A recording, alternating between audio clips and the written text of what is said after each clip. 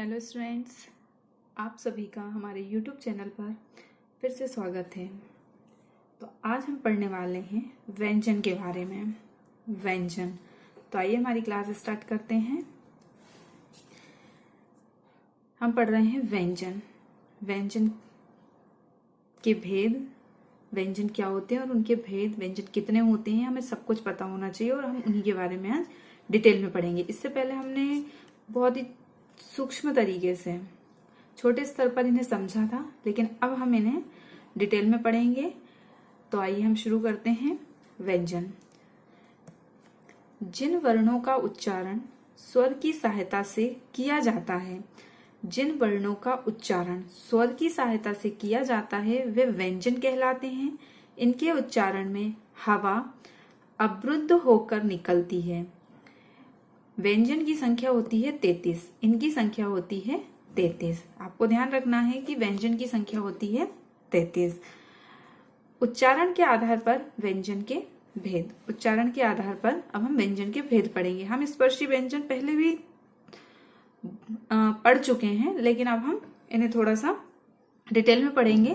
तो आइए समझते हैं स्पर्शी व्यंजन। जिन व्यंजनों का उच्चारण कंठ, तालु, मूर्धा, दांत और ओष्ठ मतलब होंठ आदि के स्पर्श द्वारा होता है, वे स्पर्शी व्यंजन कहलाते हैं।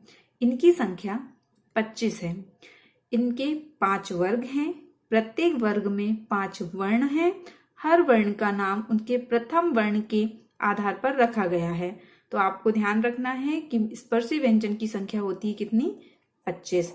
इनकी संख्या होती है 25 और इनके जो वर्ग होते हैं वो 5 वर्ग होते हैं और प्रत्येक वर्ग में 5 वर्ण होते हैं। यह आपको ध्यान रखना है किसमें? स्पर्शी व्यंजन में। उच्चारण जब हम इनका करते हैं व्यंजनों का, तो हम अपने कंठ, तालु, मूर्धा, दांत और ओष्ठ इनके द्वारा करते हैं। तो आइए आगे समझते हैं इसे। वर्ग का अंतिम वर्ण 5वां पंचम अक्षर कहलाता है। मैंने आपको पहले भी बताया था और मैं एक बार फिर से आपको बताती हूँ कि वर्ग का अंतिम वर्ण, मैंने आपको बताया था णा, इंगा, अणा, ना, मा, ये जो पंचम वर्ण होता है, ये जो पंचम वर्ण होता है, ये 5वां अक्षर कहलाता है ना। तो देखिए आप, कंठ, तालव्य, मूर्धन्य, दंत और ओष्ठ, ये 5 क्या हैं? हमारे वर्ग हैं। ये 5 वर्ग हैं और ये उच्चारण है। का, चा, टा, ता और पा, ये 5 वर्ग जो दिए हुए हैं, इनके आधार पर हम आगे पढ़ेंगे। कंठ का वर्ग में आता है, जो क, ख, ग, घ, अणा होता है। तालव्य चा वर्ग होता है, च, छ, ज, झ, इंगा। मूर्धन्य टा वर्ग होता है, ट, ठ, ड, ढ और अणा।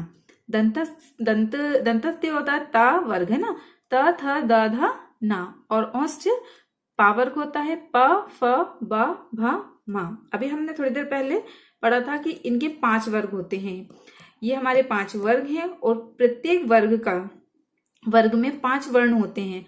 का वर्ग में ये 5 वर्ण हैं, चा वर्ग में ये 5 वर्ण हैं, टा वर्ग में ये 5 हैं, ता में ये और पा में ये 5। तो ये क्या है? ये वर्ण है। इनके वर्गों के नाम इनके प्रथम अक्षर के आधार पर रखे गए हैं। चलिए अब हम आगे पढ़ते हैं।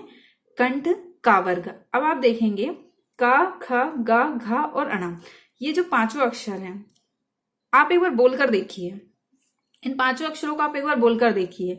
खुद से ऐसे प्रैक्टिस कीजिए कि का, ख, ग, घ, अणा, ये हमारे कंठ से निकल रहा है सीधे। हमारी जो जीभ है वो कहीं भी स्पर्श ना कर नहीं रही है, वो सीधे ये अक्षर हमारे कंठ से निकल रहा है। ऐसे ही चा वर्ग के जो होते हैं, तालव्य च, छ, ज, झ, अणा। अब आप इसको देखिए कि ये तालव्य अक्षर हैं। कौन कौन से हैं? च, छ, ज, झ, इंगा। इन्हें आप एक बार बोलकर देखिए। च, छ, ज, झ, इंगा। ये जो 5 अक्षर हैं हमारे, जो 5 वर्ण हैं हमारे, ये हमारे तालु से टकरा रहे हैं। ऐसे ही मूर्धन्य टा, ठा, डा, ढा, अणा, मतलब ये जो हमारे होते हैं ये मूर्धन्य से टकराते हैं। मतलब हमारी जो जीभ है वो स्पर्श कर रही है। कहाँ कहाँ स्पर्श कर रही है? आप लोग एक बार कर देखिए, इन वर्णों को बोलकर देखिए। दंतस्थ, अब जैसे ता, था, दा, धा, ना, जो ता, था, दा, धा, ना, ये 5 जो वर्ग हैं सॉरी वर्ण हैं, ये पांचों जो वर्ण हैं ये हमारे जीभ से दांत से टकरा रहे हैं। जब हम इन पांचों वर्गों को बोलते हैं, वर्णों को बोलते हैं, तो हमारी जो जीभ होती है वो हमारे दांतों से टकराती है। आप लोग एक बार इसे भी बोलिए, ता, था, दा, धा और ना, है ना। ऐसे ओष्ठ पावर के जो वर्ण होते हैं, ये जो पावर के जो वर्ण हैं इन्हें आप बोलकर देखिए तो हमारे ये पांचों वर्ण हमारे मतलब जो हमारे होंठ होते हैं वो एक दूसरे को टच करेंगे, पा, फा, बा, भा, मा। तो इस तरह से ये जो वर्ण होते हैं, ये पूरे का से लेकर मा तक के जो वर्ण होते हैं, ये हमारी जीभ कहीं ना कहीं इन वर्णों को बोलते समय स्पर्श करती है। ये सभी कहलाते हैं स्पर्शी व्यंजन। इनकी संख्या हमने अभी पढ़ी कि 25 होती है इनकी संख्या। अब आपको थोड़ा सा और अच्छे से समझना है कि इनका जो पंचम वर्ण होता है, अभी हमने यहाँ पे पढ़ा पांचवा अक्षर, पंचम वर्ण, इनका जो पांचवा अक्षर होता है पंचम वर्ण, ये अनुनासिक होता है। हमने इससे पहले जब स्वर पढ़े थे तब हमने अनुनासिक पढ़ा था और मैंने आपको उसमें पूरा इसको डिटेल में बताया था। तो आप जिसने भी हमारा पहले वाला वीडियो नहीं देखा है, आप एक बार उसे देखिए जरूर, ताकि आपको अनुनासिक का पूरा समझ में आ जाएगा। तो ये जो पंचम वर्ण होते हैं ये अनुनासिक होते हैं, ये अक्षर नाक से बोले जाते हैं। अब देखिए, अब का और खा, गा, घा और अणा, मैंने यहाँ पे अघोष और सघोष लिखा है। तो ये जो का वाली लाइन है, का वाली लाइन, और ये खा वाली, मतलब कि हमें ऊपर से नीचे की ओर आना है, हमें साइड में नहीं जाना है, ऊपर से लेके नीचे की ओर आना है। तो का, च, टा, ता, पा, ऐसी खा, छ, ठा, था और फा, ये जो होते हैं ये अघोष होते हैं। ये क्या होते हैं? ये अघोष होते हैं। और गा, घा और अणा, ये जो ऊपर से नीचे की ओर हम जो आ रहे हैं, ये जो लाइन है, ये सघोष होते हैं। ये क्या होते हैं? सघोष होते हैं। तो ये आपको ध्यान रखना है। कई बार एग्जाम में पूछ लेते हैं कि सघोष क्या है, कौन सघोष, अघोष ये क्या होते हैं, इनमें कौन कौन से अक्षर आते हैं, वर्ण आते हैं। तो आपको ये पता होना चाहिए कि अघोष में कौन से वर्ण आते हैं और सघोष में कौन से वर्ण आते हैं। इसी प्रकार हम देखेंगे कि नीचे से यहाँ पे महाप्राण और मैंने अल्पप्राण लिखा हुआ है। अब आपको ये पता होना चाहिए कि इन सभी में महाप्राण अक्षर वर्ण कौन से हैं और अल्पप्राण कौन से हैं। तो देखिए, का, गा और ना, ये जो तीन लाइन है, बीच की एक एक लाइन आप छोड़ दीजिए। आपको ध्यान रखना पड़ेगा इस चीज का कि 5 लाइन है यहाँ पे, पांच हमने जो देखे हैं यहाँ पे वर्ण है, क, खा, गा, घा, अणा। तो इनमें से क, गा और अणा, ये जो होते हैं, ये जो 3 लाइन जो खड़े में हमने दी हैं, ये होते हैं क्या? अल्पप्राण। बाकी जो बीच की 2 लाइन है, खा और घा वाली, ये होते हैं महाप्राण। तो ये भी आपको पता होना चाहिए, आपको ध्यान रखना है। कई बार एग्जाम में इसके लिए भी पूछ लिया जाता है कि इनमें से महाप्राण कौन सा है, अल्पप्राण कौन सा है। तो ये भी आपको पता होना चाहिए। तो आप लोग वीडियो को पॉज कीजिए और स्क्रीनशॉट ले लीजिए, ताकि है ना,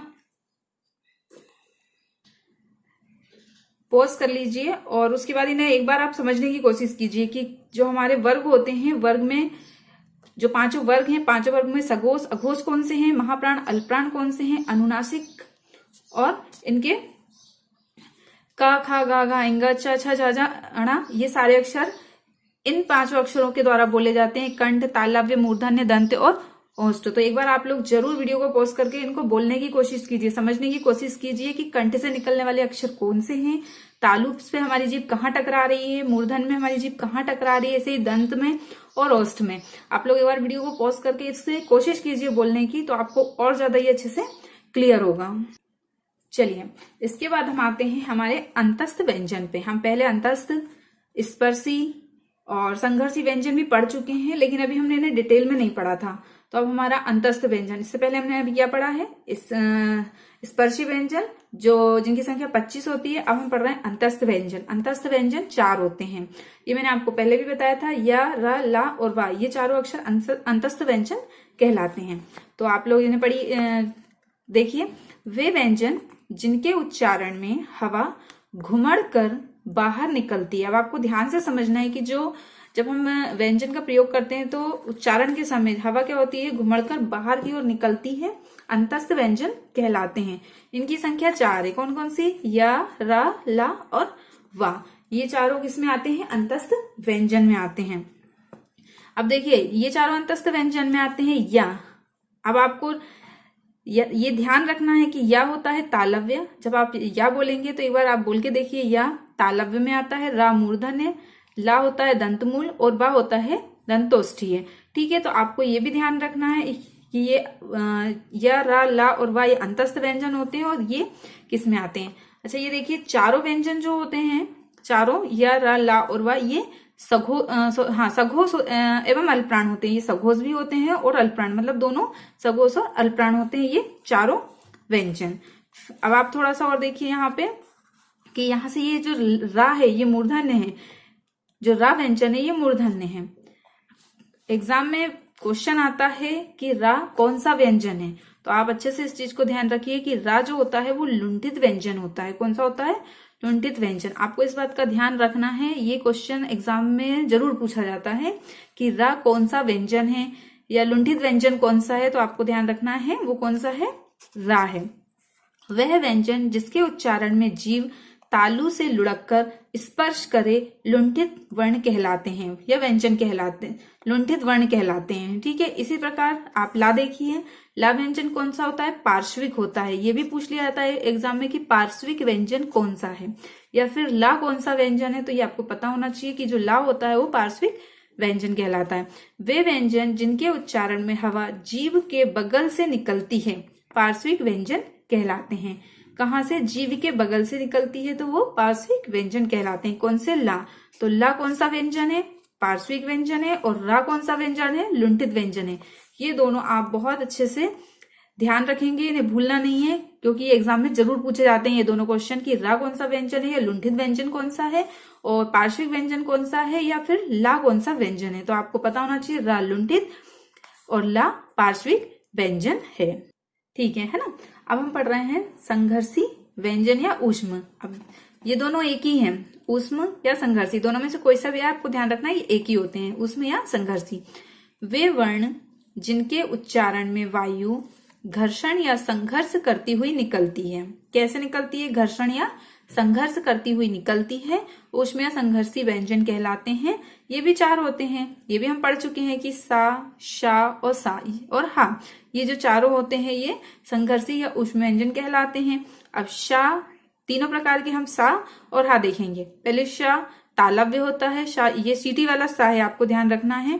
इस तीनों सा कई बार एक साथ अपन बोलते हैं तो ठीक से अलग अलग इनके उच्चारण नहीं कर पाते हैं, शा सा, तो अधिकतर क्या होता है सा ही निकल पाता है। तो आपको ये ध्यान रखना है, ये जो सीटी वाला सा है ये तालव्य होता है, ये षटकोण वाला सा आता है मूर्धन्य, और ये सड़क वाला सा होता है ये दंतमूल होता है। और ये जो तीनों हैं ये अघोष होते हैं। ये कैसे होते हैं? अघोष होते हैं।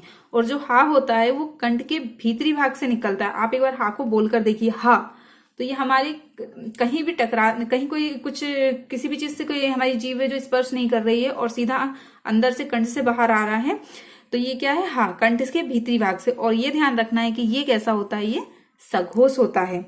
और ये जो चारों वर्ण हैं हमारे ये महाप्राण होते हैं। ये कैसे होते हैं? महाप्राण होते हैं। तो ये ध्यान रखना है। मोस्ट इंपोर्टेंट क्वेश्चन ये आता है कि ये चारों कौन से व्यंजन है, तो ये कौन से हैं? संघर्षी व्यंजन। संघर्षी व्यंजन कौन कौन से हैं?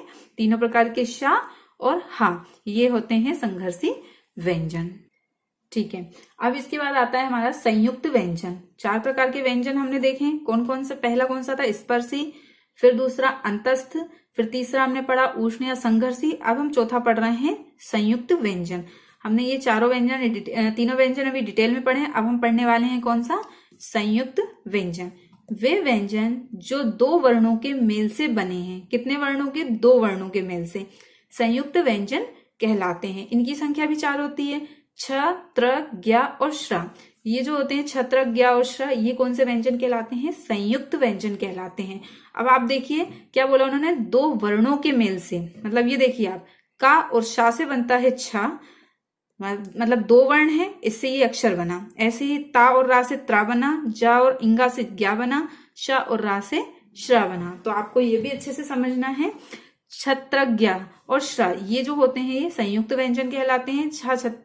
छा जो होता है का और शा से, कई बार ये जरूर पूछा जाता है एग्जाम में, है ना। तो आपको ये पता होना चाहिए कि जो छा है ये का और शा से बनता है। सा कौन सा? आप देखिए तीन प्रकार के सा होते हैं, हमने अभी पढ़े कि शा, सा और सा। अब इनमें से कौन सा वाला सा आएगा ये हमें ध्यान रखना है। तो इसमें से कौन सा आएगा? षटकोण वाला जो सा होता है वो सा लिखना है हमें यहाँ पे। तो का और शा से क्या बना, छा। ऐसे त्रा, तो त्रा से ता और रा। अब ये तो बहुत इजी है, त्रा हम बोलते हैं उसी में ही ता और रा निकलता है, तो त्रा मतलब ता और रा से बना है त्रा।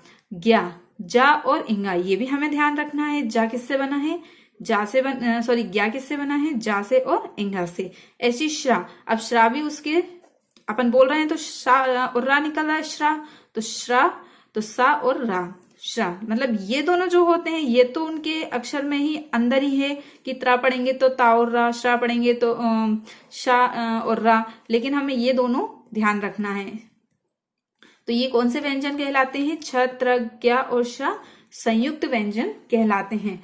तो हमने अभी व्यंजन के बारे में पढ़ा है। व्यंजन 4 होते हैं, 4 कौन कौन से होते हैं, स्पर्शी व्यंजन है ना, पहला होता है स्पर्शी, अंतस्थ, संघर्षी या ऊष्म, और लास्ट है संयुक्त। तो ये 4 प्रकार के व्यंजन होते हैं। तो आप लोग इनको अच्छे से याद कर लें, अच्छे से समझ लें, क्योंकि इनसे कई बार एग्जाम में क्वेश्चन पूछ लिए जाते हैं। तो स्टूडेंट, आपको आज का वीडियो कैसा लगा? अगर पसंद आया तो लाइक करें, शेयर करें। जिसने अभी तक हमारे चैनल को सब्सक्राइब नहीं किया है वो सब्सक्राइब करना ना भूलें, बेल आइकन प्रेस करना भी ना भूलें। धन्यवाद।